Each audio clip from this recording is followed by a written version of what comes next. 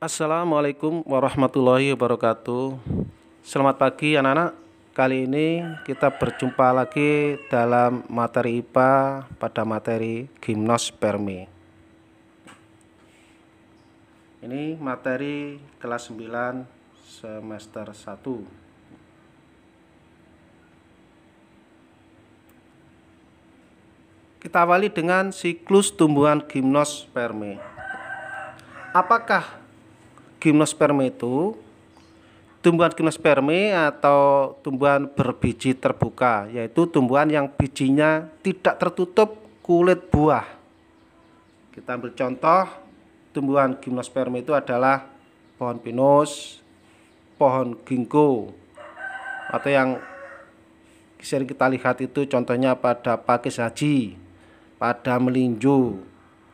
Kalau kita lihat gambarnya seperti ini. Ini adalah pakis haji, ini pohon pinus, dan ini adalah pohon melinjo. Pada tumbuhan gimnospermi tidak memiliki bunga seperti halnya tumbuhan angiospermi. Namun, tumbuhan gimnospermi memiliki alat reproduksi seksual atau generatif yang disebut strobilus atau runjung. Tumbuhan gimnospermi dapat bereproduksi secara aseksual atau vegetatif, misalnya tumbuhan pakis haji dan pinus. Tumbuhan pakis haji dapat bereproduksi dengan menggunakan tunas yang disebut bulbil, sedangkan tumbuhan pinus dapat berkembang biak dengan menggunakan tunas akar. Kita lihat contoh tanaman strobilus jantan dan betina pada melinjo. Ini yang A. Gambar yang B adalah tunas akar pada pinus. Dan gambar yang C adalah bulbil pada pakis haji. Kemudian bagaimanakah siklus pada gimnospermi? Gimnospermi itu terdiri atas dua tahapan, yaitu tahapan sporofit dan tahapan gametofit. Ini sudah saya jelaskan di angiospermi bahwa tahapan sporofit itu di mana tanaman itu dalam fase menghasilkan spora, dan tahapan gametofit di mana tanaman tersebut itu menghasilkan gamet atau sel kelamin. Kalau kita lihat siklus hidup tumbuhan gimnospermi itu seperti gambar di sini. Kalau kita lihat yang tengah, yang atas, yang nomor 4 itu yang tanaman dewasa ya. Kemudian menuju 5, 6, 7, 8, 9 dia itu menghasilkan sel kelamin atau menghasilkan gamet. Berarti pada fase itu adalah fase gametofit. Tapi dari 9 ke 1, ke 2, ke 3, 4 di sini tanaman itu menghasilkan spora. Berarti fase tersebut adalah fase sporofit.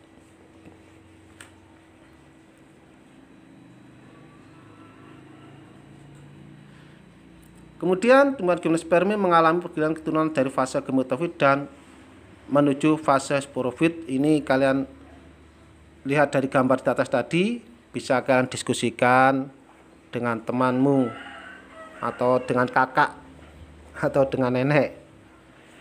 Pada tahap nomor berapakah terjadi tahap gametofit pada gambar tadi? Jelaskan perkembangan tahap sporofit dari gambar tadi. Ya. Berikutnya adalah reproduksi tumbuhan paku.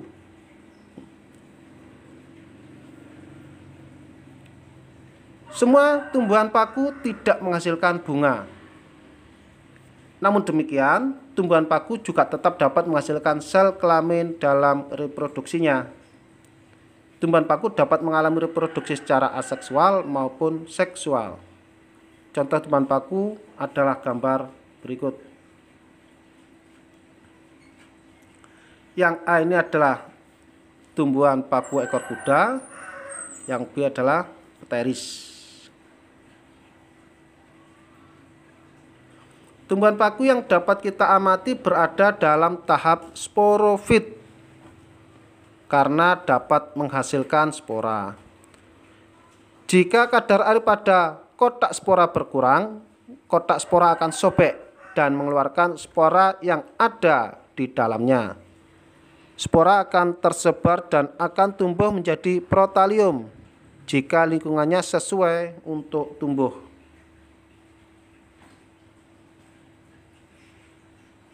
Nah, sekali lagi untuk protalium ini dihafalkan ya.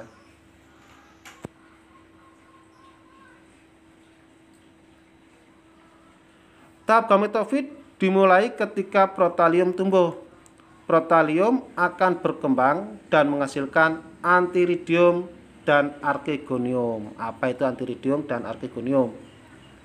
Antheridium akan menghasilkan sperma berflagel atau berekor, dan archegonium menghasilkan sel telur. Tumbuhan paku mengalami pergiliran keturunan, yaitu mengalami fase gametofit dan fase sporofit selama hidupnya. Nah, siklus yang terjadi pada tumbuhan paku tersebut disebut dengan metagenesis. Kita lihat lagi gambar berikut. Yang tengah paling atas itu tanaman paku dewasa. Kemudian ke kanan dia itu pada daunnya menghasilkan spora, spora pecah dan menghasilkan protalium yang paling bawah yang berwarna biru. Nah, di sini yang berwarna coklat itu kalian tahu bahwa fase itu adalah fase menghasilkan spora. Maka gambar yang berwarna coklat itu adalah fase sporofit. Dari gametofit, gambar yang tengah yang paling bawah itu kemudian menghasilkan sel kelamin jantan atau antheridium dan archegonium, sel kelamin betina, dan terjadi fertilisasi menghasilkan zigot dan tumbuh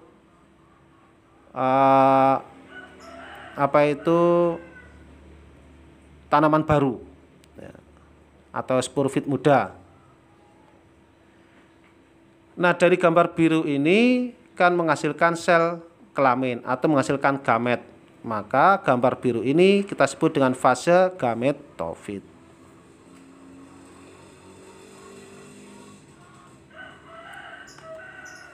Reproduksi tumbuhan lumut. Coba kalau kalian lihat gambar bawah ini, manakah yang termasuk lumut? Yang A, apa yang B, atau yang C? Ya, betul. Gambar kolam yang kelihatannya hijau itu sebenarnya bukan lumut, tapi itu ganggang. Ya. Tapi kalau kita lihat batu atau tanah yang di situ seperti dilapisi karpet, ya, yang berwarna hijau. Nah, ternyata kalau kita perbesar itu adalah tanaman lumut.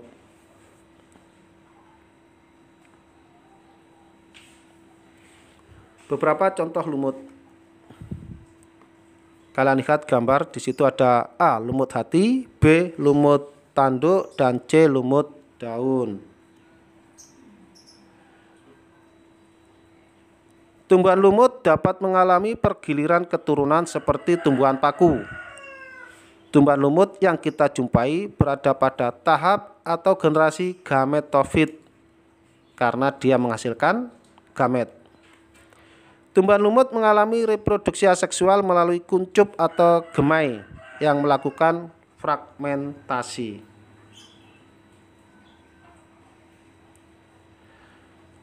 Fragmentasi terjadi ketika tumbuhan lumut melepaskan sebagian tubuhnya untuk menjadi individu baru. Coba kita lihat lagi gambar berikut.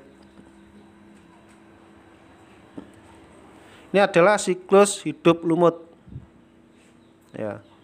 Jadi dari spora dewasa yang paling atas itu dia mengeluarkan spora, kemudian spora tumbuh menjadi protonema.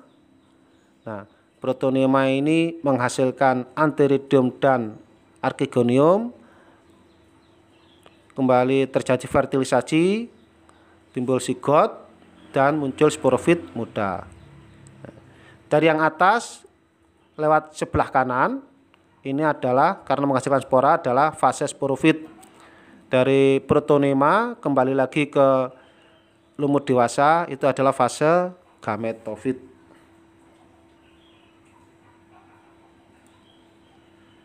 Kita lanjutkan dengan teknologi reproduksi pada tumbuhan. Yang pertama adalah hidroponik. Hidroponik ini metode budidaya tanaman menggunakan air. Tanaman akan menyerap nutrisi yang terlarut dalam air untuk tumbuh. Kalau kita lihat ini contoh gambarnya. Yang kedua adalah vertikultura, yaitu metode budidaya tanaman dengan cara membuat instalasi bertingkat. Ini gambarnya, jadi tanamannya lebih hemat tempat karena bertingkat. Dan yang ketiga adalah kultur jaringan, yaitu proses perbanyakan tanaman dengan memanfaatkan bagian tumbuhan untuk ditumbuhkan dalam media steril yang mengandung nutrisi, dikondisikan tertentu, kemudian bisa diperbanyak yang hasilnya akan sama persis dengan induknya. Kalau kita lihat gambarnya seperti berikut. Nah, anak-anak sekalian, saya kira itulah materi yang perlu saya sampaikan. Mudah-mudahan ini bermanfaat bagi kalian. Saya menyadari banyak kekurangan dari pernyataan atau tampilan ini tadi. Kalau kalian masih banyak pertanyaan, silakan tulis komentar di bawah ini ya, dan jangan lupa untuk subscribe. Kurang lebihnya saya mohon maaf. Dari saya akhiri. Assalamualaikum warahmatullahi wabarakatuh.